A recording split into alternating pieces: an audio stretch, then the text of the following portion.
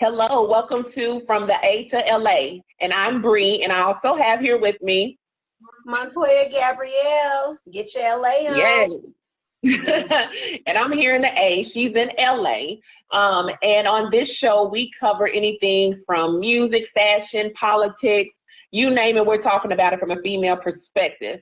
A lot of things that are occurring now is revolving around the death of George Floyd, who was murdered in Minnesota by the hands of police officers. Our last podcast, we covered a lot of issues that are occurring in the world related to that and some other deaths as well. But this week, we do want to touch on a couple other individuals, African Americans, who were also wrongfully killed at the hands of the police. And that's Breonna Taylor and Ahmaud Arbery. We did mention them last week, but we do want to shed a little more light on their situation as well, because the protests around the world is for them to get some justice as well. And first, we want to talk a little bit about Breonna Taylor. Now, Breonna Taylor, Montoya, she was from Louisville, Kentucky, correct? Yes, she was. And what is even more special about this case is that Breonna Taylor was an EMT paramedic. So she was out there risking her life during the coronavirus pandemic. She was putting her life on the line for America. And in exchange, those same frontliners were on the front line taking her life.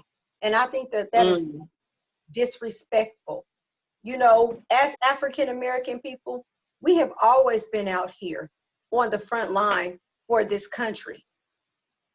But they have always, disrespected us. It's like, okay, we do what we can for this country, no matter what. Going all the way back to the Civil War. You know, African Americans would go fight in the war, and then they would have to come back to this country and deal with racism and segregation. So it's like, okay, we go out on the front line for the country, but who's on the front line for us? Every single person that Breonna Taylor helped and, saved their life, any call that she ever went to, why aren't those people out there on the front line picketing for her? Right. Her death was getting ready to go completely unnoticed, to be honest. You know, I honestly just heard about Breonna Taylor's death once George Floyd got killed. And then that's how I pretty much, it gained the attention. But what I will say is that it is just so sad that you can go into somebody else's home and the cops didn't even announce themselves, broke into her home, shot out of both sides of the windows 25 different times. Her fiance or boyfriend tried to defend her honor and defend them. And now he's in jail for attempted murder because he shot the cops. You know what I mean? But because they thought it was a robbery. They called 911 thinking somebody was breaking into their home. And yeah, exactly. And so now, yes, he's out on bail right now, but they're still charging him with attempted murder. So it's just like this case is wrong. So after she was murdered, he then went and found one of the officers that was responsible for killing her and shot them. Is that correct? No, not at all. Okay, the police department came. They were not even dressed as police officers, number one. They came into the house, kicked the door down, did not announce themselves as police officers, and there have been 4 witnesses that confirmed that lives in the neighborhood, shot through 25 different times, definitely hit her a couple of times. In exchange, he didn't know it was the police. He thought it was a home invasion. They had called 911. Before this even happened, they called 911 because they heard all of the noise. So in exchange, he hit one of the cops, thinking that it was a robber because the police department never identified themselves. So in exchange for breaking into the wrong house, which was their own fault, killing Breonna Taylor, they have now arrested her boyfriend and put him in jail for attempted murder. Right now, he's out on bail. But they're going to try to do everything they can to convict him. So this case is wrong, in so many different levels and so many different aspects. And then to add insult to injury, they have never reached out to Breonna Taylor's mother and told her, you know, what happened, what went wrong, or even apologized to her. She has been up there since January. We are in June. She's been up there since January trying to get answers. And they don't even have the decency to face this woman. If you make a mistake, if you do something wrong, police department, I don't care who you are, you need to make your rights, you need to make your wrongs right. That is not right what they're doing to her. You know, this happens all the time. Right.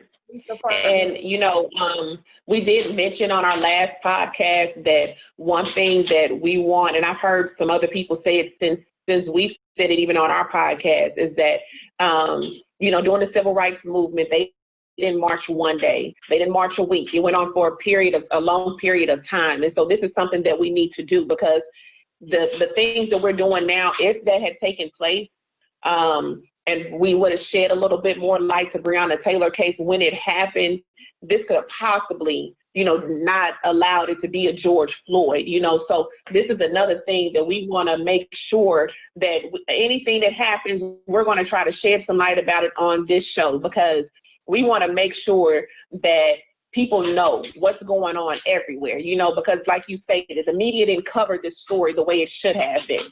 And let me say this too, when Black women get killed by the police department, you really don't hear about it. Or when we get beat by the police department, we will definitely be out there doing what we can to bring exposure when they violate, you know, a Black man's right, as we should. But we should also give that same attention and energy to Black women. Right. Period. You know, do we know what happened to the officers that related to this case? Did anything happen to them? Are they being charged? They're on administration duty. That's it. They have not been fired. They have not been arrested or prosecuted. They are just now opening up the case. And that is because of what happened to George Floyd. They were going to sweep under the rug, and they were just going to call this another cold case because it's an African-American person. They have no respect for human life when it comes to our culture. I see everybody else get justice except for African-Americans. And being a woman, I feel like women everywhere, we need to unite. Where are all of the female empowerment groups right now? I don't care if you are white, Hispanic, or Asian. We all need to come together right now, and we need to fight for justice for Breonna Taylor, period. And everybody, because this was not right. She was out there saving lives during a corona pandemic. Other people have quit their jobs who are in the caretaking field, you know, but she was still out there helping. So we have a duty and an obligation, you know, to go out there and definitely demand justice for her. This is not right. This is not America. You know, it's not. She was in the comfort of her own home and got killed. And if I understood the story, is it correct that the person who they were supposedly be raiding his home, he was already in custody, right? Yes. So that was even a raid that shouldn't even been done. Exactly. They're calling this a botch raid because he had went to jail that morning. Yeah. But that's the thing. I think that they already knew that, because even if you are going to raid a drug dealer's house, even if that drug dealer was in there, why did you need to shoot 25 shots through both windows to go in and get one drug dealer? He was a drug dealer. Right. He wasn't a serial killer. It was not necessary to go in there and shoot him up. I have seen serial killers who were not African American, and they would go in there peacefully, arrest them, and handcuff them. That's who you should have been putting 25 shots through the house. It was a serial killer, but they're not going to do that. They're only going to do that in an African American neighborhood. They quote unquote said he was considered to have a trap house. So that is exactly how they were looking at the situation. But what the police department needs to realize is that whoever is committing a crime, they're not living by themselves, and they know that. They need to consider their wives and their children. They know that. They just don't care, because people do not respect Black lives, period. And I want Right. justice for Breonna Taylor. So after we are done, I feel like we need to go down the line, because we do not need to let these people get away with killing our people. So after we are done fighting for justice for George Floyd and see that happen, we need to make sure Breonna Taylor gets justice. And then we need to Right. go back and make sure Michael Brown's killer gets justice, and Eric Gardner's killer gets justice, and Trayvon Martin, and at least about another 25 other people. And we need to Right. keep the same actions that we're doing that racist people are so upset about, and we need to keep that going, honestly. Yeah, and the biggest thing is, like we said last podcast, go vote. That's how we make that change. Go vote. And then even with Ahmaud Arbery, who was a young man from Brunswick, Georgia, and like you said, Breonna got killed in January. Ahmaud Arbery got killed in February, and there was no light shed upon his case at all until a video was posted of the actual killing. A father and a son, white males from Brunswick, Georgia, who called themselves making a citizen's arrest. I don't know what gives them the right, but they were making a citizen's arrest and shot this young man in a residential area. Now, Ahmaud Arbery they said in court he looked like he was a criminal. They didn't know. He looked like he was a criminal because of the color of his skin. They had nothing to back up their facts. They stopped him because they said he looked like a criminal. The only reason you are in jogging clothes, okay, when you're running, you're sweating, you're gonna be running in shorts, some tennis shoes. How would you possibly look like a criminal? You don't have on no black mask. You're black and you're a male. Exactly. You're black and you're a male. And so in white America, that's all it takes is to look like a criminal, right? And and even with this young man, he was a high school football player, so fitness was his thing. So him just jogging through a neighborhood, that's what he does. They say he likes to stay fit, you know. But they've even charged the man who was videoing the murder, because that's what it was a murder. But they said there had been a lot of break-ins in the neighborhood or whatever, and then they seen him running, as they see it. And he was just jogging through the neighborhood, but they see him running, as they say, through the neighborhood and say, oh, right, if your citizen's arrest is evidently is going bad if you have to shoot at somebody. You know what I'm saying? So leave it alone. Call the police. Let the police come. And then I think was it you that also... It was racially motivated. That's why. He cannot look like a criminal when you're jogging. I see my neighbors jog every morning. They're sweating from head to toe. They have on shorts, and they have on the see-through white beater where you see all this sweat coming out. They knew that he was a jogger. They knew that. They targeted him because he was African American, and it just came out in court because somebody just testified that after they shot him, they stood over him and called him a fucking nigger. Yeah, that's what I was going to ask you. Yeah, called him a nigger. And then I also just seen that they won't be able to charge these young men with a hate crime, you know, because they need to throw the book. Anything that they can possibly charge them with, they need to. But in the state of Georgia, hate crime is not illegal. You know, so once again, it goes back to making sure we get to the polls and vote. We need to make sure these kind of legislations are in place to protect us, you know. When these kind of things happen, it's hard to get justice for people that it's already done to. Like, we can't implement a law today for hate crime and then charge these men to get justice for Ahmaud Arbery. We need to make sure these things are in place so this can't happen again, so these people aren't dying in vain, you know. So hopefully we'll keep you posted on the court hearings and how the findings are coming out.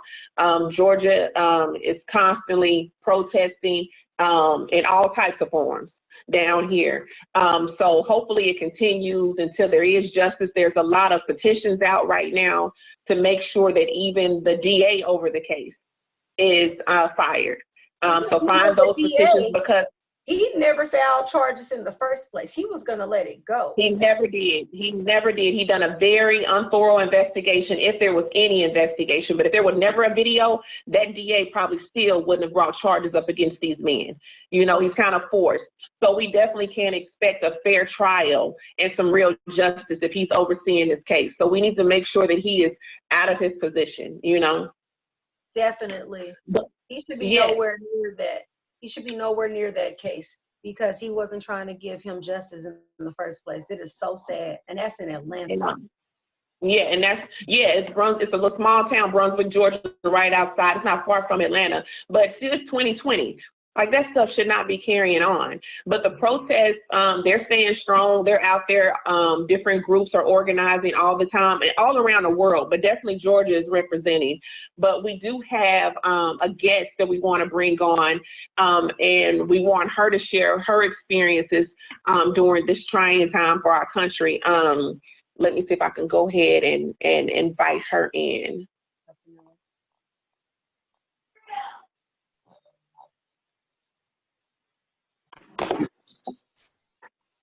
Hello, Ms. Bose. How are you? I'm well. How are y'all? We're great. Welcome. We're so honored to have you on our show from the A to LA. Yes, welcome. Thank you for inviting me.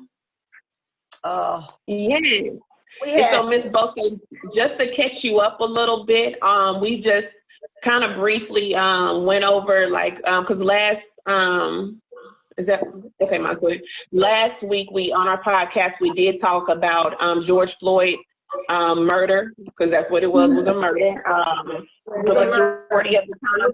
So we have, so we have just briefly shed a little bit more light on Ahmaud Arbery and Breonna Taylor situation, and start talking about the protesting that's going on around the country at this time. And so we wanted to bring you in and get some insight on how your life has been affected, some of your thoughts and your views regarding these issues. Yeah, so I mean, I feel like all of our lives have like been affected by these lynchings. I mean, I'm 21, and I mean, I remember 8 years ago it was Trayvon Martin in 2012, and I just like couldn't, like, that was the first time I personally dealt with, because of course there has probably been other instances, and there was Rodney King and all that, but that was the first time I personally like saw that my skin color can result in me dying on any given day for any reason. And I think ever since then, after Trayvon Martin, I remember Sandra Bland was a big one, Philando Castile, Tamir Rice, too many names, and just in these 6 months of 2020, we have lost so many Black people who could be me. And I feel like at this point, the only thing separating me from those names and my brothers and my cousins and the people that I love is love. Because I've been blessed and lucky that I haven't met a police officer who's built like that, you know? And so I feel like right now, you know, I personally don't want to wait until it personally affects me. So I think right now what you're seeing is just like my generation is just done. Like, we're done, because it's like the fact that, you know, it's kind of annoying when people say this, like, it's 2020 and we still have to deal with racism, but it's like true. It's like, it's 2020 and we're still dealing with the same thing. And there's so many other conversations that we need to be having. We need to be having more open conversations about Black economics, Black mental health, you know, just feminism in the Black community, or they call it womanist. Like, there's so many other conversations, and racism is just holding us back. And I think that to answer the question, like, about protesting, I went to a protest last week in West Hollywood. It was both saying. Where are you at? Tell everyone where you're at. Oh, sorry, I'm in LA right now. Okay.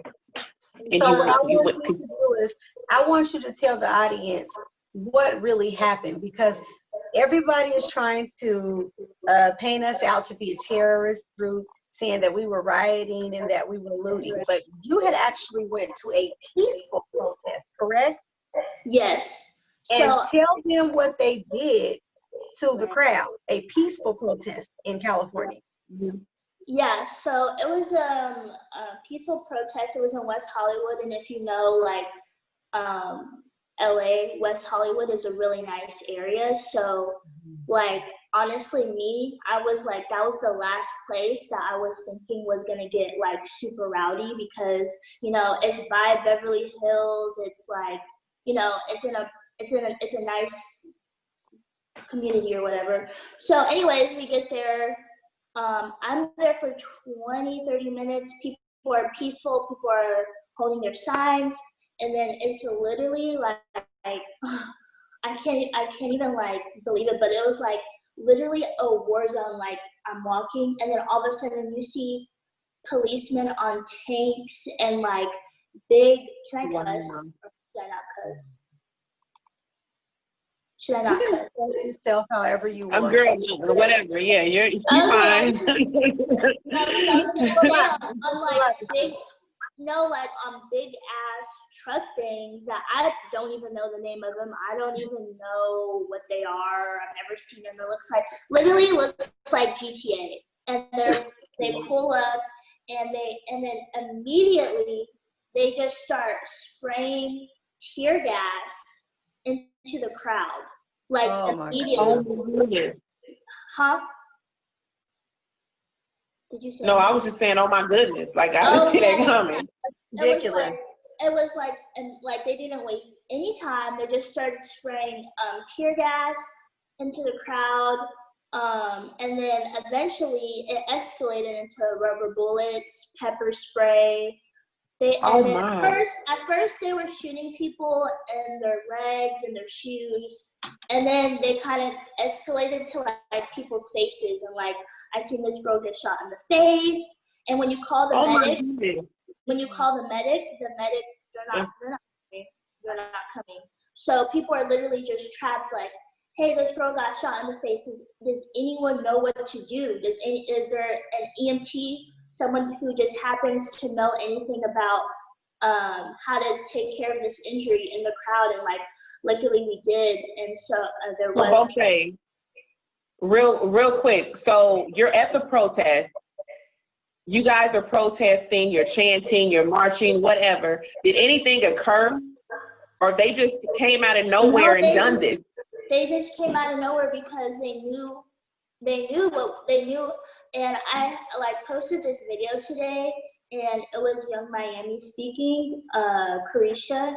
And you know, everybody wants to say what they want to say about her, but what she said was true. She said they don't even want us to speak. They don't even want us to get like nothing we do is peaceful to them. Just the fact that we are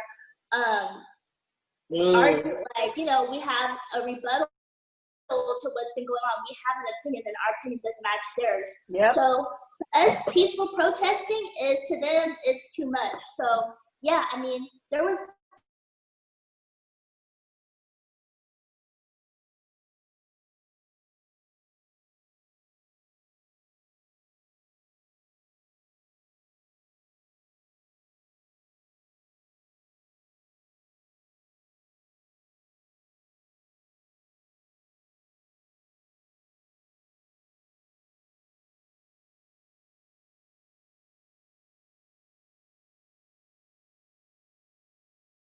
just start causing chaos. And a lot of the thing is what people have to say about looting and all that and rioting, it doesn't turn, people don't loot because they're at a peaceful protest. Yep. And nothing escalates. The police shoot you with rubber bullets, anger and fear, and it literally becomes a war zone. And then people go out and loot because they're angry because they just got shot in the face 8 times and a medic won't come to get them. And so they're like, okay, might as well tear the city. Like, it's a cause and effect. And that's what I noticed. And that's what a lot of people aren't talking about. And so that was like an experience at the test. And I think honestly, this is like a lot of what I noticed with this situation with George Floyd and Breonna Taylor. People are willing to sacrifice their safety, their Wow. their jobs. A lot of people are posting like, you know, if any brand who supports me, y'all gotta support this. And like a lot of people are really ready to sacrifice like our ancestors were, like the people before us were. And I think you know, in the past like 10 years or so, all of this has been going on since Trayvon Martin. You know, we post about it for 2 weeks, we talk about it, you know, people are angry, people are sad, but then we hit a wall. And the wall is like, what do we do? But now people are like, okay, we've done everything. Colin Kaepernick has, you know, he kneeled and hasn't gotten a job. He's He has blacklisted. definitely fought the good fight. He really has. And I want to shout out him as well. Yeah, he's been blacklisted in the NFL and hasn't been able to get a job or work on any team, even though he's better than, you know, half of the people who play his position. But that just shows you that peaceful whatever doesn't work. Nothing works. This is working. We are seeing results. The LA mayor just cut like $150 million from the LAPD fund, and we're just seeing a lot of things change. And so it's sad that it took all this, you know, and it's like people are at home with COVID and are frustrated because they don't have a job, frustrated because they don't know when they're going to go back to work. And then all of this and like, you know, social injustice, it all just hit a breaking point. Yeah. So, Right. It seems like this was ordained from God. Like, it just feels like this is the time. Like you said, people are willing to sacrifice their eyes and, you know, sustain a lot of injuries. So let everybody know what happened to you.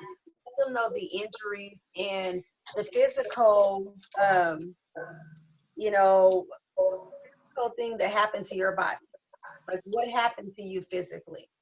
yeah, so like, I mean, physically, I mean, tear gas, pepper spray, that doesn't feel good. I've never been tear gassed in my life. I've never been sprayed with pepper spray. What does tear gas feel like? Like, let the world know. Like, paint a picture so that people can truly know, you know, how harmful this is. Because I've been talking to you all week, and you've been telling me how you've been trying to recover for a week. Yeah, so tear gas, oh my gosh, how do you even explain it? It's like when you cut onions times a million. Like that's the only but it fills your lungs and your body. Like I just read before getting on the phone with y'all that some girl had asthma, she was at one of these protests and they're just spraying tear gas, and I can see that, and she actually died. And I can see that.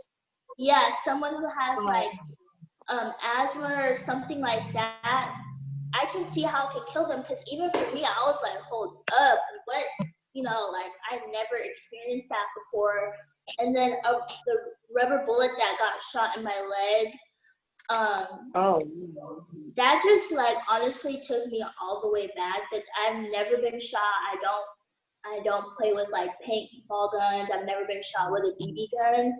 But it just, it like, I don't know, like it just felt like what you think it would feel like just sharp and like you just got shot, but not really. I don't know how to explain it. It's Do you have physical wounds from it? My leg was swollen, but it went down this week. But I mean, I was telling Montoya. What about your roommate? Tell them about your roommate, where she got shot at. Yeah, it was my friend. She got shot in her neck. She's okay, but I mean, we were so blessed and lucky, and like, I feel so blessed that those were the only injuries I sustained. But the biggest thing that like I don't think people talk about enough is the mental toll it takes on you.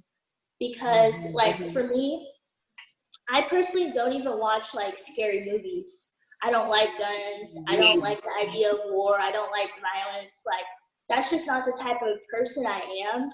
And so to go to that protest and like be, you know, all we had was our phones, water, and signs. They had rubber bullets, tanks, you know, all these different weapons, and then the knowledge of, you know, being a police officer, whatever type of training they've had. So it's like you're literally going to war, and like you see people get shot in the face. Like I seen a homeless man who was just walking by and they just shot him. Like, they're just hateful, evil people. And it's like mentally being around that type of energy and just seeing those things, and you know, that you feel adrenaline when you're at these protests. You feel all the love, you feel all the unity, and then when you get home, you just are like, I had to do all of that just to say, don't kill me. Like, you like really reprocess it, and you're like, and I had to personally take like 7 days off from like social media because I couldn't like stand to see what was going on in other states, you know. I couldn't really stand to see all these people's opinions that are ignorant talking about physical things, looting, the Gucci store, like things that can come back. Someone loses their eye, that's not coming back, you know. No. That's not coming back. And so like I had to take some time off from social media because it was really like disgusting and like traumatizing, honestly, to be at that protest. And I haven't been back to one yet. I mean, I see the ones in LA having peaceful. I remember you telling me that as passionate as you are about the movement, you said that you didn't want to go back out and protest because you felt like you were literally at war. Yeah. No, yeah, that's what it is. It's like they coming in on tanks, they got their guns, and they're looking at you like, I want, like, that's the thing, is like, okay, you know, they're everywhere, right? There's police on like top of the building shooting bullets in the crowd, and they're looking at you like you're a target. Like, you're a target, and like I want to cause pain. I want to inflict, and I've never been around people like that who are just soulless, don't have a conscience, and who just purposefully like don't care about like the general human population. And it's like there's good cops, there's bad cops, and it's like, I mean, there was heck of cops, like almost, I don't know, like maybe 500 cops at the protest, and they were all shooting, and they were all I seen them like pull out their bats and start beating people. Like, where is the good cops at? The ones that are saying, hey, that's doing too much, or saying, hey, they have a right to freedom of speech. There's no cops like that.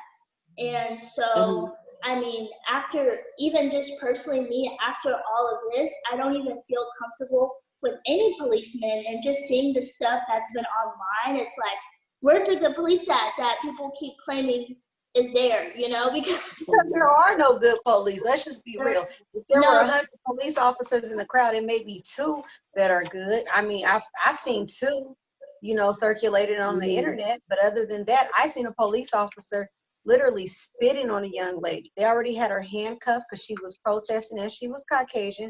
And I literally seen him getting caught. He got caught, okay? They were recording him and he didn't know. He was spitting on this girl. He spit on this girl 4 different times. So I'm like, it was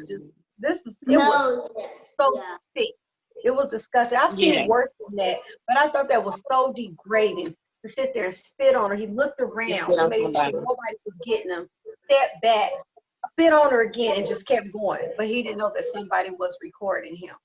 I don't have thank God for the recording, because if it wasn't for the recording, a lot of people would not have anything to go on. Like, it'd just be their word against the police, and we know how that would go. And both say, like, with everything that's happened to you, it does seem like there's been some like PSTD in a sense from just going to peacefully protest. And I'm sorry that you even had to encounter something like that, because you shouldn't have been happens, if you shouldn't have been subjected to anything like that, especially by the police. And that's one thing that I would love for police all over the country to really understand is that when they're called to a protest, they're there to really protect. Because while we're protesting, white supremacy groups can come there and do anything to us. Oh my gosh, because they got us in the group. and that's also another thing that happened. It was like this guy, and like I don't know anything about cars. It was like a Porsche or something. He was a white guy, and he just ran through the middle of the crowd, started doing donuts, hecka fast, pretending on his brakes, pretending like he was gonna hit one of us. It's like, you know, it's different to see it on Instagram, but to actually see it in real life, you know, it's just like, wow, we have to do all of this to be heard.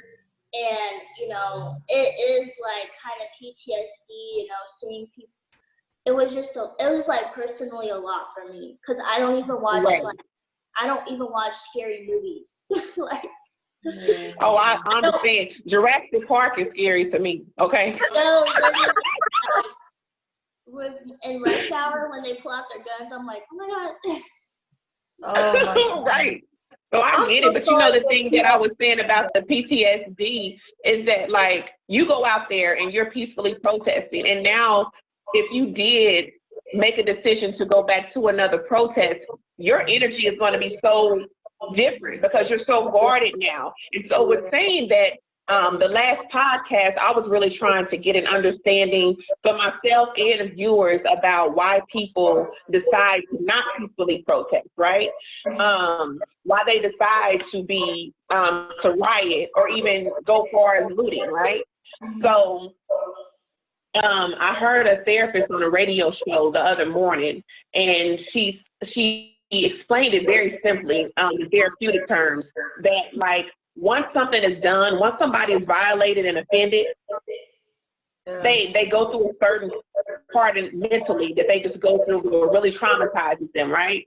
And then someone comes again, like a week later, and does the same violation. I'm going to respond a little differently than I did the first time you came and violated me, right? But then again, you come a third time and you come and violate me. Now I'm radical. I'm about to cut up on you because you're not going to keep coming and doing this to me, you know? And so that really made me understand the mindset of people who riot. I mean, even thinking about the cases that we talked about today. You know, first you come and you kill Breonna. Okay, we pissed. Now we got to get that, you know. Then you come right behind that and kill Ahmaud Arbery. Then not to mention the young man in Indianapolis, Sean Reed, you know. You come and kill him and then boom. He worked in the military or something. He worked in like armed forces or the military or something, Sean Reed did. Oh my God. And yes, Breonna Taylor was an EMT. Breonna Taylor was an EMT. Yes. And that doesn't even, you know, their titles don't even matter. Yes, these people have put their life on the line for this country, and they still don't think that they deserve any justice, you know. But in a sense, like, you've gone to a protest, and your rights, your freedom has been violated in a sense.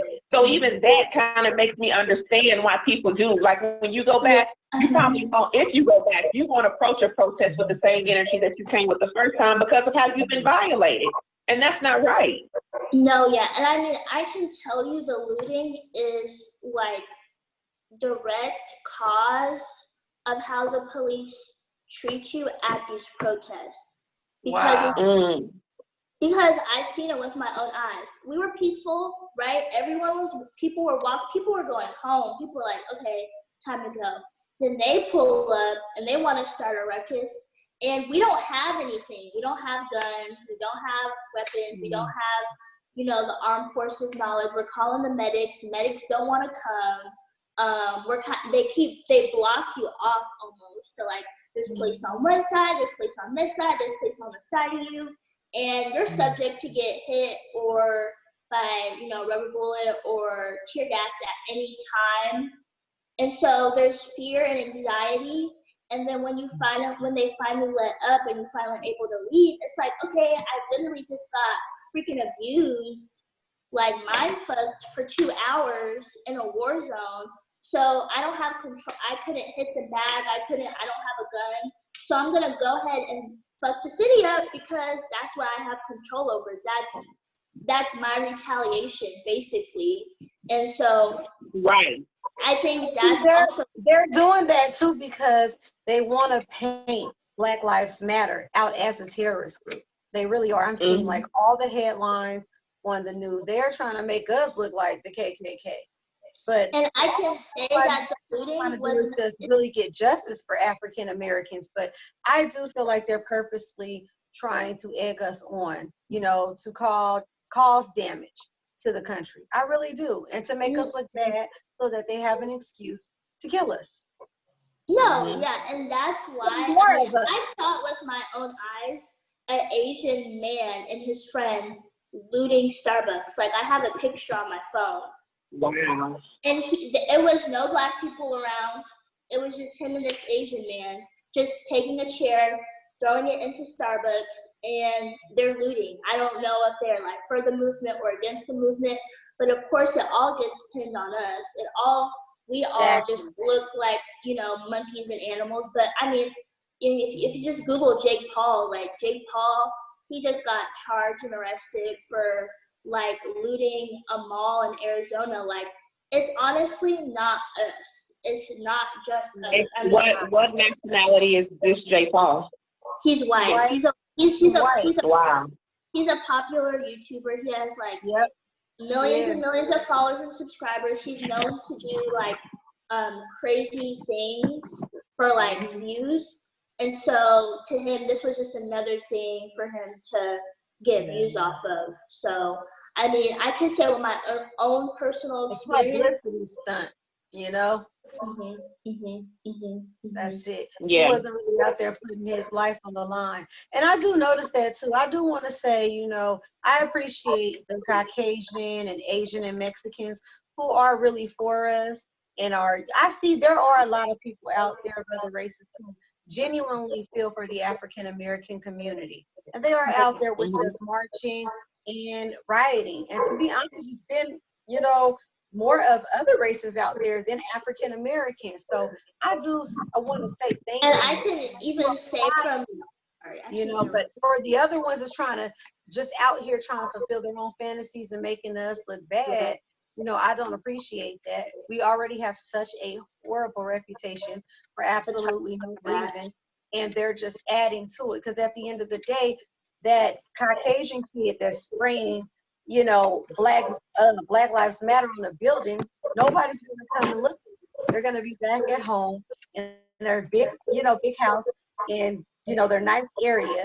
And then people are going to be blaming everything on African Americans, honestly. So, yeah, and I mean, I could say the biggest thing that touched me at this protest was like, I'm like, I told you, when I was at the protest, I was like, I had so much adrenaline, like it wasn't even me, like it was somebody else. And so I was up in the front, I was like, fuck you guys, not funny, say his name, George Floyd, you know. I was like one of those people, and every time I would like come up to the front, a white girl would step in front of me and be like, shoot me. So I can say that like, there is a lot of people who are like, you know, more than ever, I feel like, who are finally like seeing how unjust and like disgusting this system is, and they're like, and you know, honestly, they're ready to die behind it. Like they're ready. They really are. I have seen that. That's why I did want to address that, you know, because there are some people who they're genuinely passionate about this. Me and my cousin were coming up on the elevator, and in my neighborhood, it's a very wealthy neighborhood with predominantly Caucasians, and they had the Black Lives Matter sign, and they were out there protesting. And I was like, oh my God, I would have never guessed. So I am actually very proud of them because they don't have to do anything, you know. It is, if you have any type of heart or conscience, you definitely should be. So I am so proud to see this generation, you know, putting their life on the line and genuinely caring.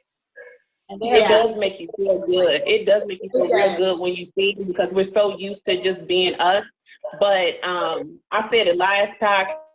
I say it all the time. I have emceed at Black History programs where the majority of the crowd is white, and I don't thank them for doing what they're supposed to do. I'll see them out there and I'm like, thank God that they get this their responsibility too, because we're Black, we're in America, and we're not going anywhere. So we are a part of your community, whether you like it or not. If we don't even live in your neighborhood, you got to see us at some point. You got to see us somewhere. So our issues are your issues, whether you try to ignore them or not. We're here, you know. So I'm glad that people finally see it as is. This is their problem too. You know, I used to say that all the time when I would be in front of different groups or whatever for Black History Month. Like, this is not just Black history, it's American history.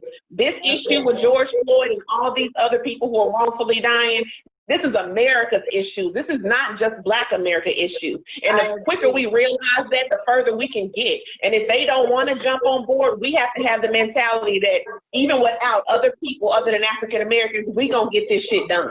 We gonna make sure that legislations are passed. We gonna make sure we fight hard to get our people out to vote. You know, because even now in Georgia, I signed up for me and my fiance to have an absentee ballot. Voting is June 9th. Okay, that's Tuesday. We still have not received our absentee ballot, along with thousands of residents here, you know? So I don't know what they're going to do about that. Believe me, they're doing that on purpose. Okay? Yes. I know. I have a lot of inside information. They're trying to make sure we do not register to vote, because Donald Trump is going to try everything in his power to make sure he cons his way into another 4 years. Trust me. Yeah, but little things like that we can avoid. They try it every election. It never fails. You know, they're petty about the kind of state ID we use. Let's make sure we got updated state IDs. Make sure that your current residence matches what's on file at the recording office in your county, so you can get in there and vote, and they don't have a reason to say, okay, well, no, you can't get a ballot because your driver's license address doesn't match what we have on record at the courthouse. Like, let's give them no excuse to do that at all. You know, I posted on Facebook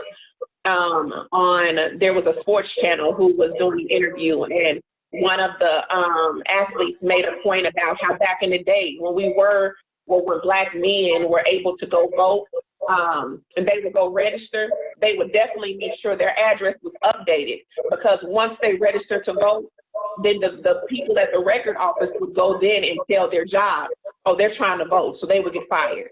Or the KKK, they would know, so they would know their address and go burn their houses down. You know, so this is nothing but a modern day way of trying to keep us from voting. But we can do everything we can out here in the streets. We can loot, we can tear up stuff, but we gotta stick together no matter what we do, and we gotta get to the polls and vote. Yeah, I think sorry, go ahead, Montoya. Go ahead. No, you go ahead. You speak. No, I was just saying, like, I totally, 100% agree with that. And I think, with a lot of things, especially, social media and just how fast media works, it's like one day you can, for 6 hours or 2 hours, something can be trending, and it's on to the next thing, it's on to the next thing. So I think, to really see this out, to really make sure George Floyd didn't die in vain, all the looting didn't go in vain, because now in LA, I don't know how it is in Atlanta, but it's like, where we gonna go? What is our summer looking like? Because there's everything's, and I'm cool with that as long as people really see this through and make sure they do the things like vote and support Black businesses and keep each other unified and stay consistent with posting. You can post your little pictures, but, make sure you're still going hard and posting just as much I agree. as you're doing now, make sure you're still supporting Black businesses and posting them. We just have to really see this through. Our attention span is so short. That's why gun laws have yet to be changed and passed. Right. And that's why healthcare is the way it is. It's we see this problem and we just have to really attack it. We just have to stay with our foot on their necks, because as soon as we close our eyes, they think we're good. They think they're good. That's right. We just cannot, in that video of George Floyd's daughter saying, I just want people to know that I miss him. And it's it's her dad. Now this girl does not have a dad, and, in 20 years or 10 years,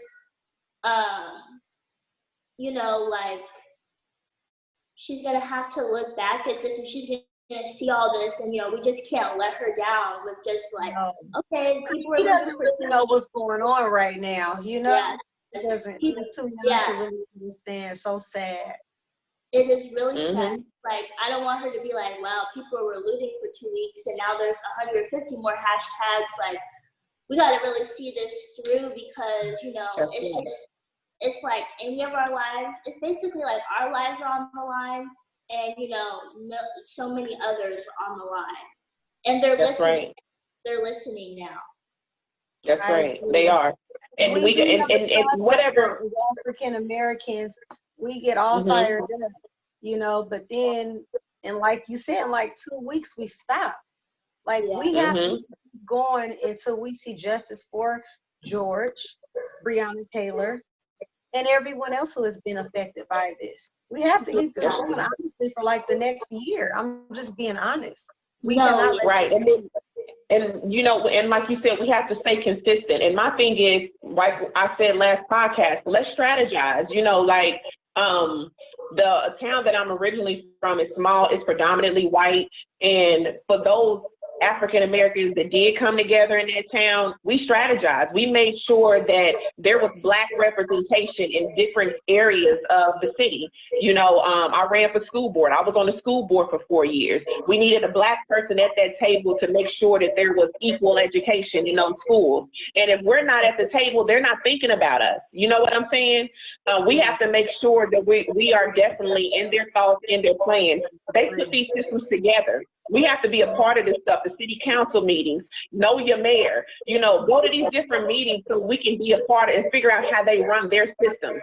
We got to figure out how to beat them at their game. You understand what I'm saying? And so there's a way for everybody to find a way to participate in making sure that we stay consistent in moving forward and keeping this movement going. I had a friend call me yesterday to order a T-shirt, and she says, well, she has 3 sons, and she says, well, I'm gonna get one for one, and the other one, well, they probably won't go out or do anything. And I was assuming she meant a protest.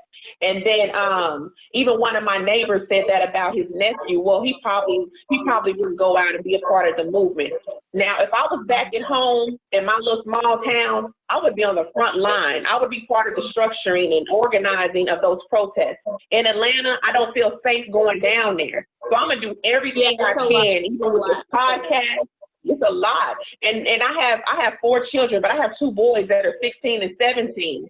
And I would love for them to be down there because, like Bose said earlier, just being in that camaraderie of all that strength and that empowerment when we're together, like, it's priceless. I would love for my boys to feel that. And hopefully I can find a way to get them to one that I know is peaceful, but I do what I can to make sure that I'm going to leave a footprint in this time period. You understand what I'm saying? Whether it be this podcast, my voting, the T-shirts, like whatever I can. And so I don't care who you are. I don't care if you're a drug dealer.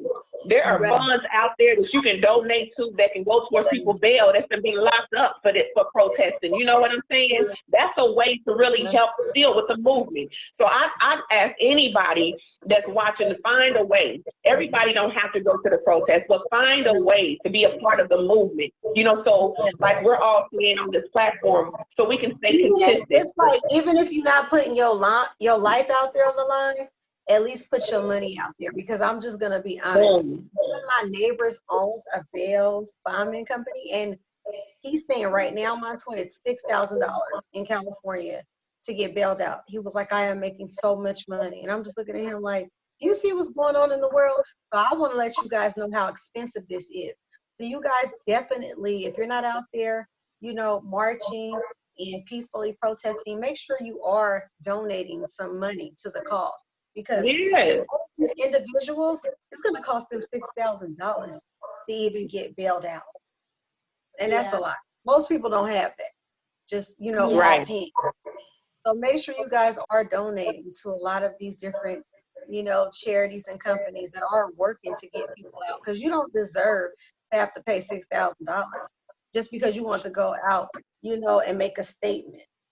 and Yeah. protest. Yeah, and even the small things matter, because I don't know if you've seen it, both say you can let me know, but like I've seen pictures of people saying, oh, well, I gotta work, I can't stay at the protest, but here goes some pizzas, here goes some water. Did you experience anybody doing that at your protest?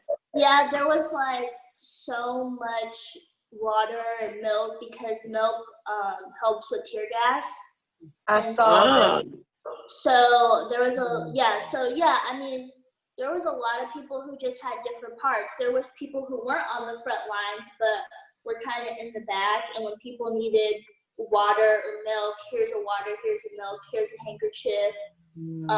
People were kind of standing to the side if you needed some sort of medical attention.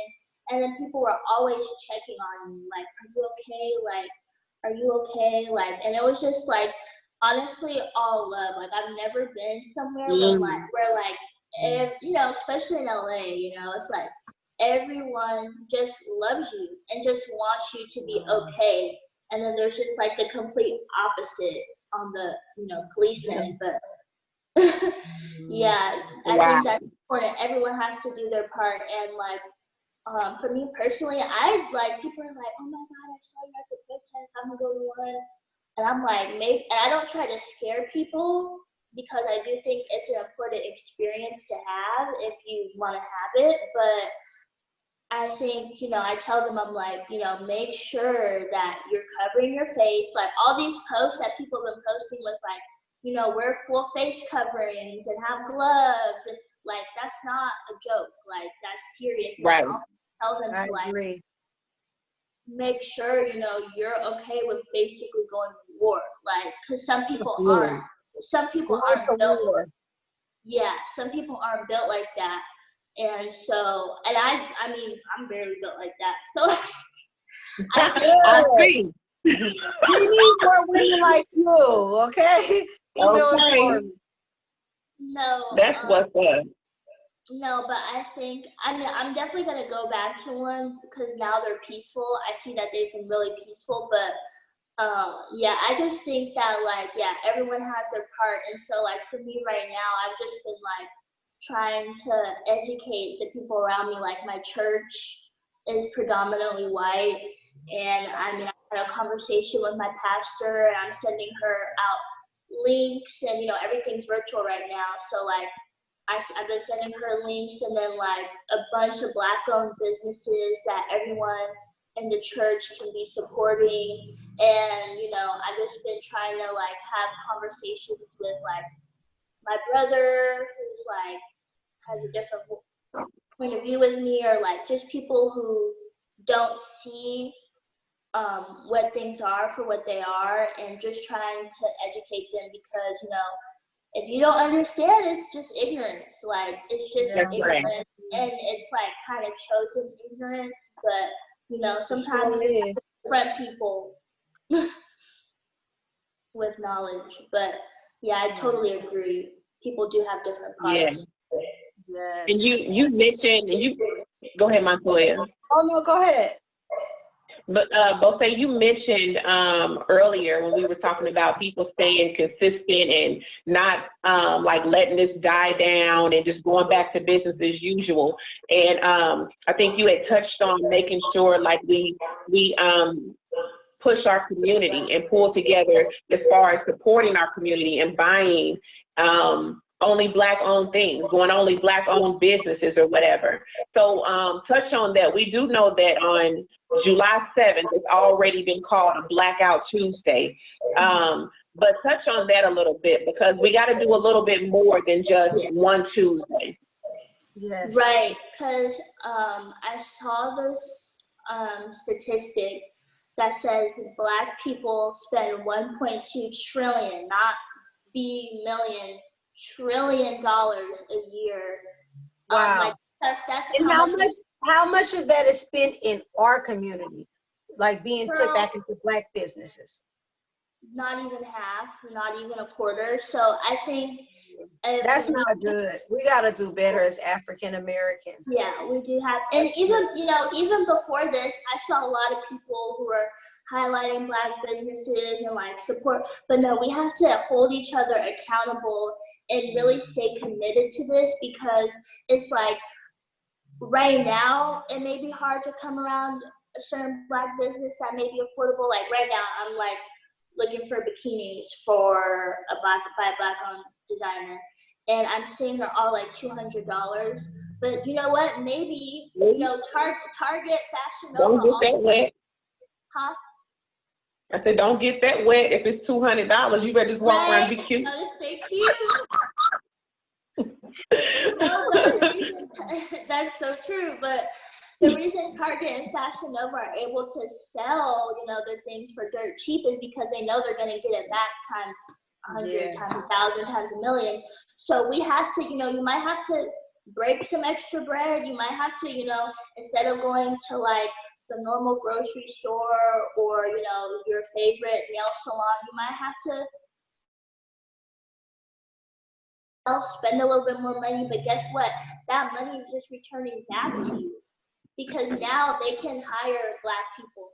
Now we can have more Black CEOs. We can have more Black businesses. We can have more say in what's going on.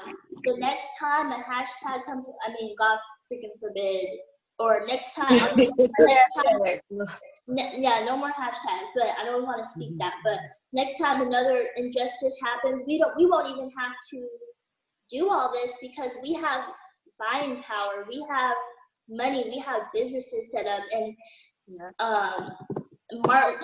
there was the bus boycott in 1968, and for I want to say almost a whole year, Black people were not riding the bus, and that was one of the protests that actually worked and stopped segregation on the buses because guess what? They didn't have Black people's 20 cents or how much ever it costs to get on the bus for those 10 months. And so I think, we can loot and we can do all these things for the initial reaction, but long term, the only thing that, the white man respects is money and land.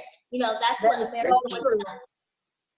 That is so true. America is founded on is, kicking Native Americans out of their land and using Black people to build the economic statuses that we got back in the day. So I feel like, we just have to speak their language, talk their game, and, rioting and looting is awesome for right now, but eventually, if you're not supporting Black businesses, if you're not opening a Black bank, if you're not, spending, you got to inconvenience yourself right now, but in 5-10 years, you can go down the street and go to a Black-owned gas station or go to a Black-owned nail salon, Black-owned hair store. So it's really just giving ourselves back that money and circulating in our community. Because right now we're just making Jeff Bezos richer than he can. I don't even understand how he could possibly get more rich, but we have to start seeing those things from the point of view. And also, it's just a simple fact that we are not safe when we go to these white companies. Like, we're not safe when we go to these like Asian ran hair stores. And George Floyd, for example, his that stop at that store that wasn't Black owned, it's tragically for no reason it ended his life, and now a 6-year-old doesn't have a dad, and that is so true because when we walk in stores, and I've witnessed it living in California, every time there's a liquor store on every corner, every time we walk in there, I see the owner of the store, whether it's 7-Eleven or a liquor bank or anything on the corner store, convenience store. They disrespect us. I recently had someone just tell my friend, hurry up and get what you need and get out. It was before this even took place. It was so disrespectful. Not only do we get disrespected now, but now we have to be in fear that they may call the police on us because they do use that power now. And they will use the power to call the police on us, and we will not be safe because now the police feels like, okay, they have a reason to go after us because we used a fake $20 bill. And what is so crazy about the situation is that George Floyd's $20 bill turned out to not even be fake. But because of the way the owner of that store sees African Americans, not only him he represents every corner store in Black neighborhoods, because every corner store in Los Angeles is not owned by an African American, it's owned by others. So now, not only have they been targeting us for years, we're spending all of our money with them, but they are disrespecting us. Now they're going a step further by calling the police to get us incarcerated and now, unfortunately, murdered. So it is important that we take that extra step and start opening up our own businesses, not only so that we can keep the money in our community, but so that we can be safe. When we walk in, we can be treated with respect, be safe, and not have the police called on us. Because I have seen in my neighborhood where, you know, if they did think somebody was doing something, stole something, they would just pick them out, tell them don't come back, and they would just put a picture up in the store. That man had no right to call the police on George Floyd. And I don't know why people in Minnesota are not blackballing his store as well. I know it was definitely the police who did. On a sidebar, but do not shop at his store anymore, because he also contributed to the murder of George Floyd. If you are African, well, they did do an interview with him too. I saw that. They did an interview with him. It was still his fault because of how he sees Black people. He thought he had a $50 bill. And he is dead. George Floyd is dead because he did that 911 Well, call. the store owner wasn't there. Just to clarify that, he wasn't there. The guy that was there that called the police was a newly hired person. The owner said that if he had been there, that George wouldn't have even been called because. They get those directions and instructions from the owner of the store. But no, let me tell you what the owner said. The owner said that he know George. George visits his store daily. He said he knows him very well. And if he had been there, or if he had even, if the kid that called the police had even called him, that he would have told him, like, no, don't even worry about that. It was $20. You know what I'm saying? It was $20. And sure enough, he's saying this after the fact, so we don't know how true that is, but we do know that was a community that George lived in. So I'm pretty sure he frequently visited that store. And I have people, a girl I worked with, she told me a client of hers gave her a counterfeit 50 before. And she asked the girl about it, and the girl didn't even know that it was given to her. It's counterfeit money to circulate. So even if it had came back and it was counterfeit, it was $20. The corner stores make it too. Known it was fake. He may not even have the knowledge that it was fake, because you really have to have a certain eye. You have to have a certain eye and have a base knowledge to know if money is fake. Yeah, and if you got cash in your hand, you're not holding those bills, every one of those bills up trying to check and see. You know, it was senseless. It was very senseless. And with the Black-owned businesses, like Montoya has said this is not on our podcast, but she definitely likes to push that kind of stuff. So we talked about that on personal calls of ours, how she just don't see a lot of Black-owned, like the option is not there, you know. So I think Bose touched on this when we spoke to Bose spoke on this when we talked to her before too, is making sure that you take this opportunity, and if you don't see a Black-owned business, if you do see a industry that's not touched on in your community and it's Black-owned, take advantage of that opportunity and maybe pursue that kind of business. You know, now people are looking for it. Now people are like, okay, I'm definitely not gonna go to a liquor store that isn't Black-owned because my life is in danger, basically. So I think, if you have that entrepreneur like mindset and spirit, you know, go for it. Might as well, because at this point, why not? People are dying. You know, people are dying because of lack thereof. And like, not only do we have to highlight it, I told you guys this last night, but I think we should. Because I'm vegan, and so one of the things they encourage you to do when you become vegan is just take baby steps. And as Black people, that's what we need to do. We need to take baby steps, because, you know, even when you're going on a diet, they don't tell you to be like, okay, I'm gonna run 6 miles and zero sugar.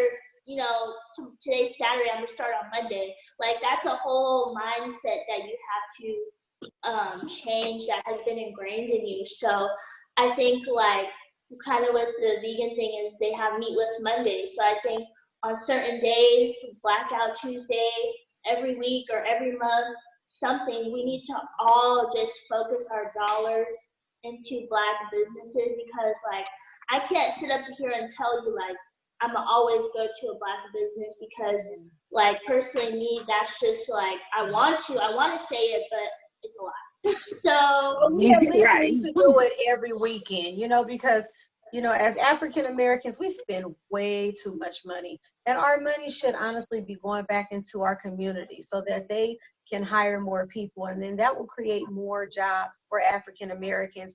And also, as we're spending our money, we can feel like we're respected as well. You know what I mean? Like, why do you spend where you're not going to be treated like a human being? And the thing about, I don't want to call out a certain race, but in California, if I want to go get my eyebrows done or nails and toes, there are no Black-owned nail salons. I'm just being honest. So I go off of Crenshaw and Imperial, and it's one of the biggest nail shops. And the only people that they're making money off and serving are African Americans, and they have absolutely no respect for us. I was already feeling it, and it was another young lady telling me, I will be so happy when a Black girl opens a shop so that we can go to that shop and support them, because I am so tired of being treated like shit. And that is so true. I was feeling we it. have the buying power, we have the money, we just have to focus it.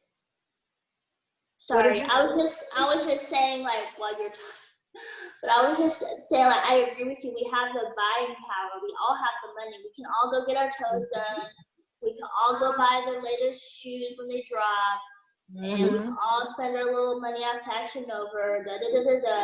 But now we just have to focus those dollars, because we really, and that's the only way that over time they're gonna take us seriously. Because how long are people gonna be busting up into stores, getting scratched up with glass, and then, for looting and rioting? Like that's not really a sustainable way to protest. It's like moving forward, we honestly need to just start our own businesses. I would love to see more Black-owned nail shops in Los Angeles. And then I want to see African Americans going to the shops and supporting them. That's the most important. I have seen other Black women open shops out here, like clothing stores, and we do not go and support.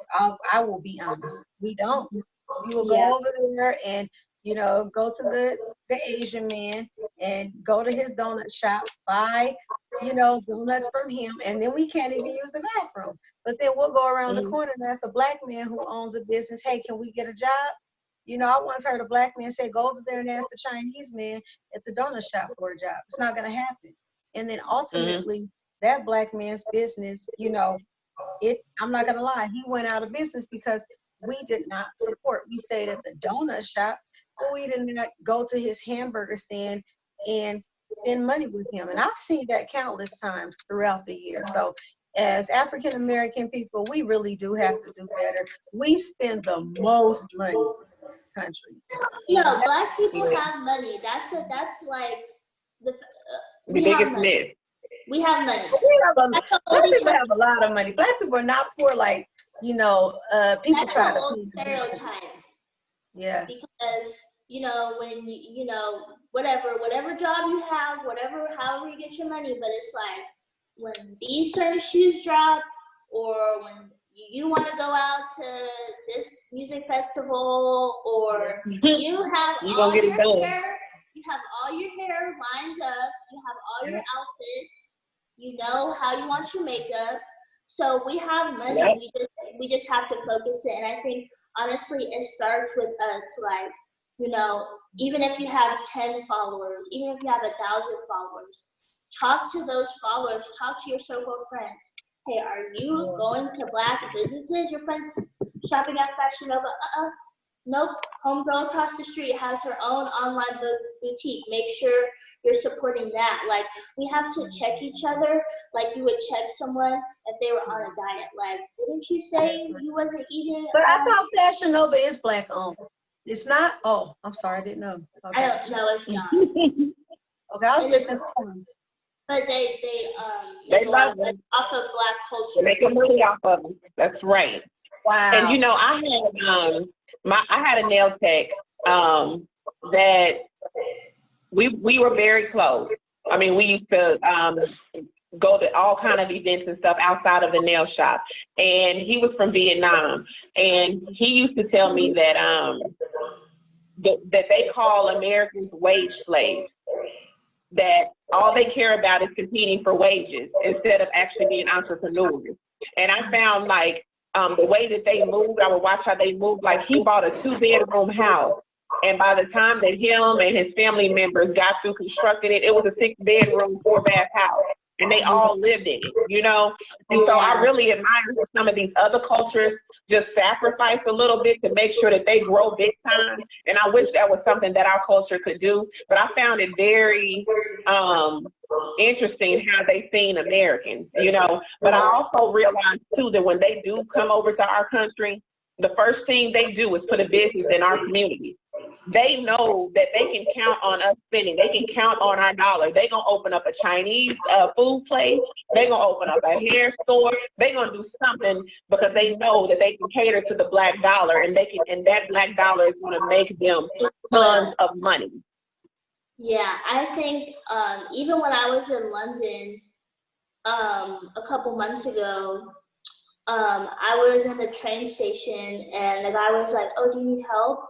And then I was like, yeah. He heard my accent. He's like, "Okay, that's gonna be $5." And I was like, okay. I get like work, you know, and I'm like thinking $5 is, you know, or it wasn't $5. It's the currency there. And I was just like, okay.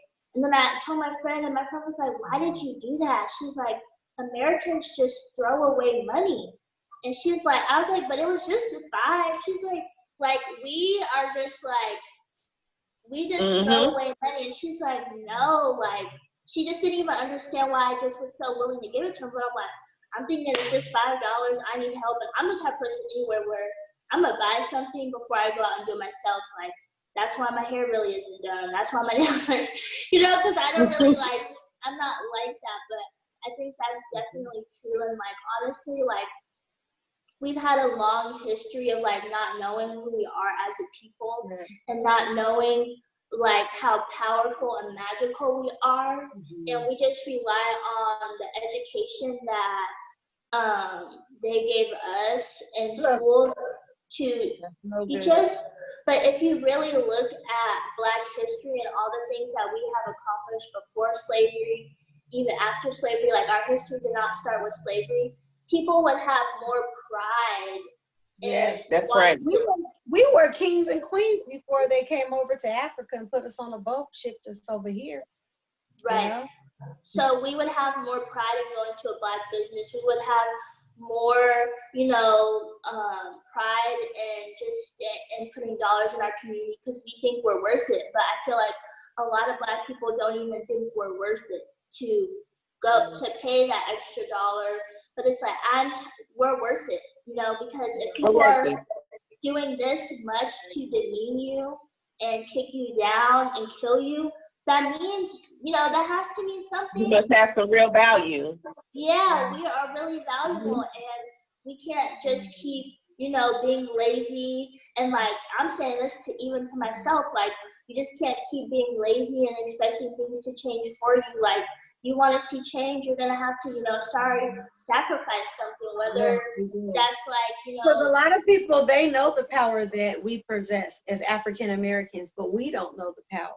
So that's where the problem really comes in. We make other cultures rich. Like you had made a point when you said we pretty much made TikTok rich because it was African Americans that were doing all the, you know, dance challenges, you know, and that's what really got the attention to TikTok. So it's like we really don't need other races because we really come up with all of the strategies that make others wealthy. And then we don't need to outsource anything. We have fashion designers. We can have our own independent fashion industry. We can have our own independent music. Like, look at music. Look at sports.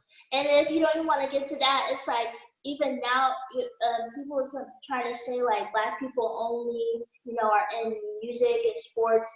But if you really look at it, it's a segregated community to get into science and technology. It's hard because they control it. But now more than ever, Black people are being leaders in the science and technology communities. Like, we don't have to outsource anything. We don't even have to give them any of our attention, but we do. We don't. They make money off of us. When a record label, probably ran by a white man, he has all these artists who are Black, make with dozens of songs on the charts. That's not his talent.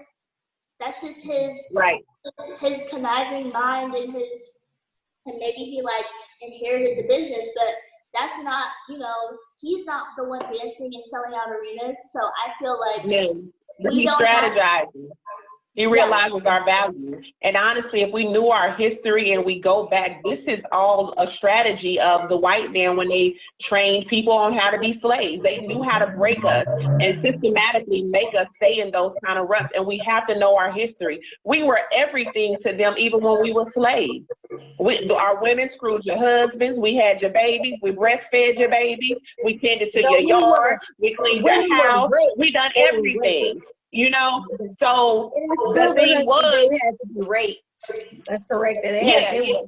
Definitely raped. My point is that they didn't have to do nothing. Everything that was needed to be done, they made sure we done it. Even for the entertainment, you bringing in Black men to fight each other to one of you die. You know, you're bringing in Black people to come and dance and sing for you. You know what I'm saying? We were everything to them. So once we know our history, then we know our values. You know what I'm saying? And I feel like that's really lacking, especially in these latter generations. It's just not told. And we wonder why people act like they're not affected. You know, you got people like, once again, I'm saying Lil Wayne, who's definitely an alien and act like he's on another planet, who doesn't have an opinion whatsoever about what goes on a platform that he's been blessed with. You know, so you either have people who are so detached or don't have an opinion at all. You don't know how to feel. Would you say that? He doesn't see value in himself. Exactly, so and he really needs to know his history. That's why he's not speaking up. And honestly, I'm sitting here listening to y'all, and I'm understanding we did everything for them. That's why they are so scared for us to see value and uprise, because what are they going to do? They don't want without us. They don't want to do the jobs that we do. They don't want to be in the occupations that we occupy. Like, they don't have the talent. It's like, even like celebrities or musicians, they don't have the talent. Like, I'm sorry, I don't really listen to white artists like that. I mean, I do, but I mean, look at pop culture. It's all Black artists. Look at icons: Whitney Houston, Beyonce, Prince, Michael Jackson. I mean, I'm sorry, those are legends. And like what would they really do without us? And even just on a surface level, like working at like maybe jobs like Amazon or McDonald's or just stuff like that. It's like they don't want to do those jobs, but we do it because we have to make money and we're trapped in the system. But if we break from it, if we, you know, I mean, honestly, at this point, going to a Black-owned business is like a donation to yourself, because now you can live easier because you don't have to work at these jobs like McDonald's and all these others who the manager probably doesn't really like Black people. It's hard for you to get a job. But now you can go to, you know, a restaurant up the street, Black-owned, and you can get hired. And you can, you know, they can pay you more. They'll have more respect. It'll be a better experience. So I think that's honestly another reason why this uprising, this revolution is so important, because it'll really expose white people for what they have and what talent they have. And like Toni Morrison said, what are you without racism? Are you any good? Do you hold any value? Right. And you know, we don't experience, our experience in Atlanta is a lot different than LA, because we are fortunate enough to have a lot of Black-owned businesses. Atlanta is an entrepreneur area. So not that they really help you, but they can't stop you down here. It's too many of us, and especially if we support each other, they can't stop you. Now, from the town that I was from, it was predominantly white, like I said before. And so when you go into having your own business there, like I had my own salon for 9 years there, and I knew that I had to make sure that my salon was multicultural. It couldn't be an all-black salon, or I wouldn't be successful. You see what I'm saying? I knew I couldn't count on my black dollar in just that town because it was predominantly white. And even though I knew how and know how now to do white hair, they weren't going to come sit in my chair because we all know that churches and salons are the most segregated places to be still, So I had to make sure that if I was going to make it, I had to have a multicultural salon. Where here in Atlanta, I can work in an all-black salon and I know I'm going to still get my money. You know what I'm saying? So the culture is completely different in Atlanta. We have websites and everything that you can go to and you'll see a list of black-owned businesses, and I'm not for certain, but hopefully there's other areas like that. But if we keep pushing these kind of ideas and pushing these kind of challenges for our culture to go out and shop weekly with black-owned businesses, hopefully we can see more and more of that all over our country because it needs to be that. We can have our own grocery stores and our own factories, like even in Atlanta, like you see factories here that I always felt like a factory had to be just like this huge, like building of 3,000 people. It is so many private sector factories down here that just got started 10 years ago, and the dad and the son that own it is still in there. Like, we can have all of that. You know what I'm saying? We just got to make sure we support each other. And then when we do it, when we open these businesses, make sure that we're opening them and running them with some integrity. You know what I'm saying? When our ancestors learned to read and they started teaching other slaves and stuff to read, and they opened their own schools, they done it with integrity. We got to make sure that when we open our own nail salon, that we're giving quality work. We're giving quality customer service. You know what I'm saying? So we'll feel good about spending our money in a black-owned place, and not just like, oh, well, you ain't do good, but I'm going to give it to you because you're black. You know what I'm saying? It's just like Obama. We didn't vote for him because he was black. He was the best man for the job that happened to be black. You know what I'm saying? So we want to be able to patronize these businesses and know that, hell yeah, I'm giving them my black dollar and they're well deserving of it too, Yeah, So that's another like rebuttal is like black-owned businesses, But it's just like, I mean, we have to start running them with more integrity, but also it's like funding. When Applebee's, or other big corporations, it's like they make sure that their staff is trained exactly how they want them to be trained. And then if you mess up, you're reprimanded. It's like all, and all on, a certain like dialogue or narrative that they have that they want you to portray to the customer. But, black-owned business, we don't even have enough funding to like do all these trainings sometimes. And so I think it's just like, I totally agree, we have to have integrity with them because that's how you keep a returning customer. But also we just, if we're gonna go to these Chinese restaurants and they're gonna be yelling at you and kicking you out and beating your ass, I think we might as well just give, I'm gonna give my money to a black person because at the end of the day, maybe right now, the employer is disrespectful and the employees are disrespectful or don't know how to, work or solve through these issues that may arise with customers. But maybe hopefully in a year, they'll be able to get some training, some funding so that, we can start having like protocol to these situations. So I think it's just like at this time, we just have to really just start donating to ourselves. That's what I really think it is. It's a donation to ourselves, whether you like it or not. That is so true, because I will say that I have been in a lot of black-owned businesses and I have experienced terrible customer service. I have. Yeah. But again, if we're going to give a chance to an Asian or somebody Caucasian, I've had that same experience in the stores that they own. So we might as well go ahead and invest in our own community. But yes, we definitely need a program that does train African American businesses how to have great customer service. I do agree with that, because you don't just want to give But your we have money. all that here. We have all of that here. I mean, I think you will go into a few places and now we don't act white here, and like we say, you know what I'm saying? If you go into a black-owned business, it's not gonna be hello, welcome to our salon. You know, we'd be like, hey, you know, that's still good customer service. Acknowledging that I came through that door, greeting me, that's good customer service. Now we black-owned, you know what I'm saying? So I don't see a lot of bad customer service at black-owned businesses.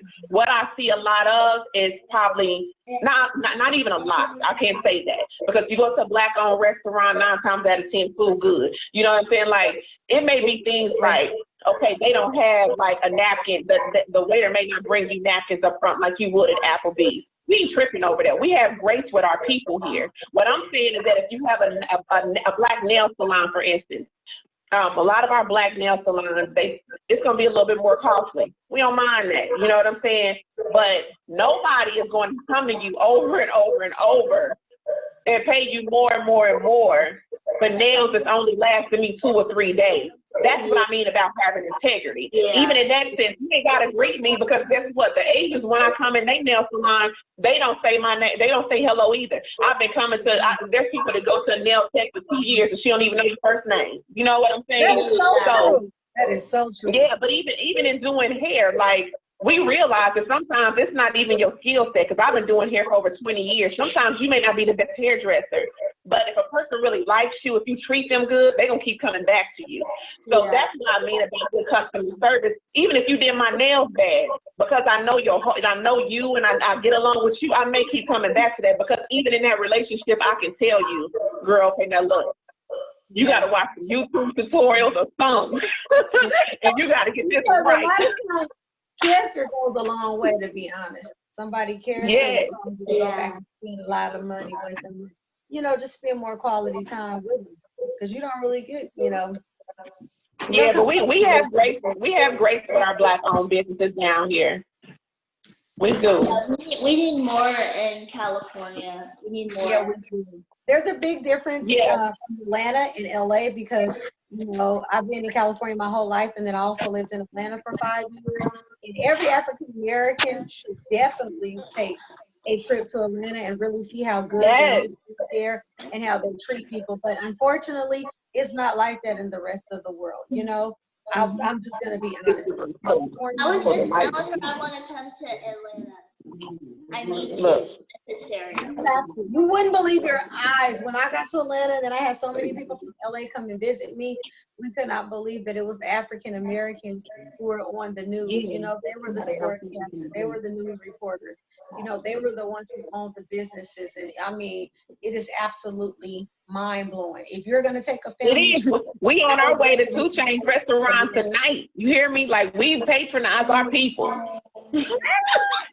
See, oh yeah, 2 Chainz open up a hot restaurant out there. Y'all gotta let me know how it is, so next time I come visit. Yes, I mean, it's ton of celebrities. It's celebrities that don't live here to make sure they come and have a restaurant here. So it's a way to get money in Atlanta and not live here. You understand? Because they know, girl, the hip hop, the black culture, it's a whole culture down here. Like, you listen to the radio down here, it's straight hip hop. You would think it's a song that's just hit the Billboard charts, and it ain't nothing but an insurance commercial, girl. Like, the culture is so different down here. You know, you got the trap museum. Like, where else could you open up a trap museum and know it's going to make tons of money? Right. No, for real. Literally. I saw that. I can't wait to visit that.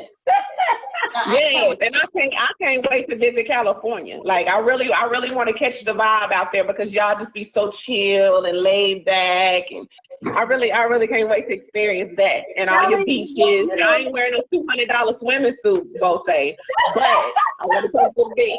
Hey, California, hey. You need to send me some black-owned businesses I will say that.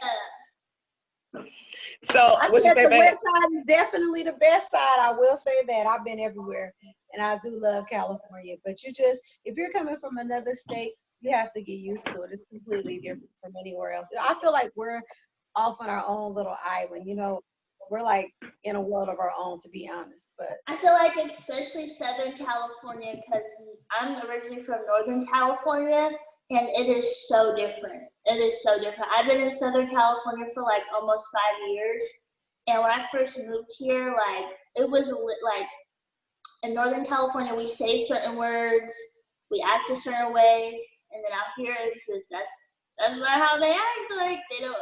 It's like it's so yeah, the Bay is hella different. yeah, but Your language, your swag, everything.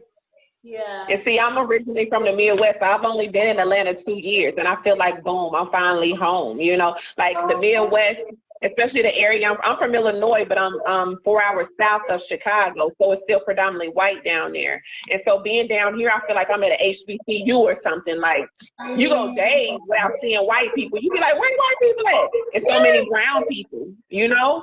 So I love it. I love it. And you move different down here. You walk different. The way you attack things is different because you're around a bunch of brown people. So everybody should come to Atlanta. Atlanta is down to earth. You know, like you can go anywhere and be in a mixture of different classes, different income brackets. Like to me, it ain't real cliquey. Like I love it down here. It's funny. My cousin, she moved to Atlanta straight out of high school. She's like 30 something now, and I only see Russia once a year, and that's at Christmas because she loves Atlanta. Like people are like, you need to move back. People have asked her move back. No, straight up, she just is like, no, not doing it. She barely. It's like her shell, and she barely comes to California like once a year. So right. I feel like this show right here got the best of both worlds, because when I talk to people down here, they feel the same way like your cousin. Like they come down here, they fall in love, they'll never want to leave. And if they do leave, they only see themselves going to California. That's what everybody says. I won't live nowhere else but California. Yeah. Yeah. And I feel the same way. Like if I ever had to relocate, I would only be able to go back to Atlanta. I've always said that. I couldn't go any other state. I would have to definitely do the A. Because I've traveled and I've visited a couple of the other states, and I don't really like them. I don't mind to go party, have a good time and visit, but Atlanta would be the only exception for me. I always live on the West Coast, but if I have to, Atlanta would definitely be my second option. Right. Well, you know what, ladies, I feel like we've had some good conversation. I'm so glad we did get to shed light on Breonna Taylor and Ahmaud Arbery's case. We want to make sure we stay up to date on what's going on with their cases, as well as George Floyd, and we just want to make sure, like we were saying lastly, is that we push our culture, we push our people, we push our community, as far as making sure that we move forward, motivating each other, inspiring each other, keeping this movement going with the protesting. But more importantly, like Bose and Montoya mentioned, we want to make sure that we keep the Black dollar in the Black community. We want to uplift each other, and that's the way of uplifting. We can get out there arm in arm, in another sense of the word, like both they said, and go to war for each other. We can support each other with money, Yeah. So you guys got any final words? Start something, Blackout too. We have to figure something out, because I'm scared. That's just my biggest fear, is that all this commotion, all this revolution is only going to last another week, another month. Like, what's the plan for June? What's the plan for June? Right. What's the plan for July? Like, we just have to we have to strategize and organize. And I think, coming up with a day like Blackout Tuesday every week, where everyone is like, even if it's just, a small purchase, like just get in the habit of, find a Black owned cafe that you like, so you won't be spending all your money at Starbucks, which kicked Black people out for using their Wi-Fi. So it's like, we just have to start. Oh, no, really? Okay. Yes. You didn't hear about that? That was huge. That was huge. Yeah, those Black men, I forgot about that, yo. See?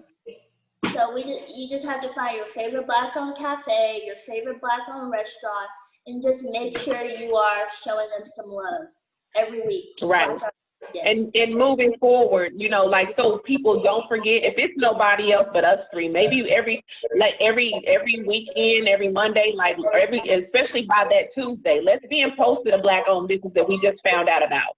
You know, so if they can't go nowhere but to one of our pages, they can see some options of Black-owned businesses. You know, I love and that I'm gonna challenge myself too, because it is this Black beauty supply store that I love going to, and I'm just gonna give her a list of stuff that she need to keep in stock, but she never got my stuff stocked, and then I have to go somewhere else. That's what I mean. You see what I'm saying? And I don't want to have to go nowhere else. So what I'm gonna try to do is be better about making my list of stuff I need. Don't go last minute. That way I can give her my list and she can have it ordered, and then I can still keep my dollar with her. So, you know, stuff like that we just have to start doing. Yes, we gotta push ourselves to do it. And so I mean, it's only three of us, but surely, you know, we're gonna get the podcast out and maybe more people will catch on, but we can start just by right there, just start posting things that places they can go that are Black-owned. A lot of times that's all it takes. It only takes three. Like, but a lot of people don't know that it was just two additional votes that voted Hitler in. You know what I mean? It was just two. So it's always three. You know, one extra vote, three extra people, that makes a world of difference. You know, I love supporting Black businesses. As we speak, I am wearing a dress by a Black designer. Her name is Nikki Mills. And instead of teaming up with somebody who was of another race, I decided to promote her brand as I do my music videos and I, you know, go on the red carpet and go to different events. And she has, you know, had great customer service, and she has completely worked with me to make sure that, you know, we can get different brands out and get me things on time. And it's a privilege and an honor for me to promote her brand because I'm a Black woman, you know. And what's her name again? Her name is Nikki Mills, and the name of her clothing company is Stick and Savor. And she is located out of Las Vegas. So she designs, and she's also a stylist. So if you guys need her to style, she styled me for the Grammys, American Music Awards, a couple of video shoots, as well as photo shoots. So you guys can reach out to her. And I'll actually put the link when I post this video. I will put her link in there so you can go straight to her Instagram page. And I think what people also like underestimate is just like social media is something that is unprecedented. Like 10 years ago, people didn't really have Instagram. People didn't, like, now you basically have your own personal billboard. So like whatever you want to promote, whatever you want to put on your feed, whatever you want to put on your story, that is your billboard. Whether it's 3 people, 300, 3,000, like, you don't know.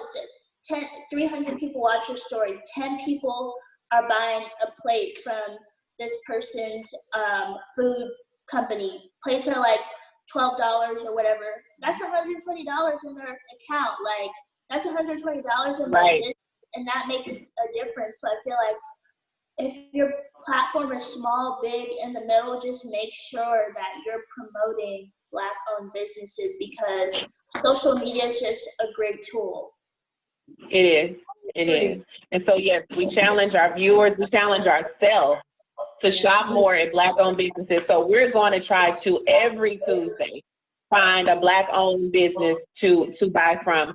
And then, of course, my challenge is always to get to the polls and vote, you know. And if you're very passionate about it, find somebody to deputize you as a voter registrar, you know.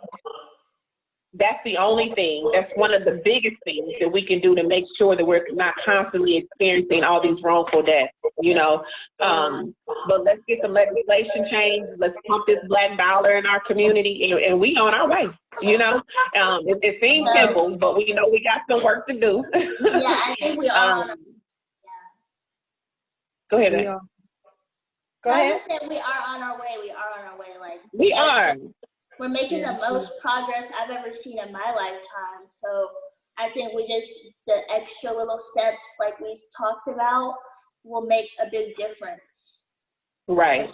Definitely. I think so too. And if you do have a business, Black business out there, we would love to promote the business. And right now we'll promote it for free for our new podcast, From the A to LA, because at the end of the day, we just want to work together.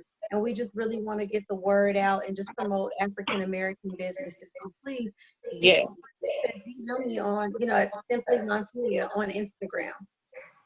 Right. And you can go to our pages and always, like, we're Black entrepreneurs ourselves, so we have Black businesses. So you can go and patronize our businesses. Like Montoya said, she has some branding of her own. We have a t-shirt company and music to push, but we also want to promote other people. I feel like we all can gain off of each other. So you can go to either one of our pages and you're going to be able to find a Black-owned business. If you found our page, you found a Black-owned business. Okay. Right. Also, Boise, she's a social media manager. So why don't you go ahead and plug your company and let them know the services that you offer?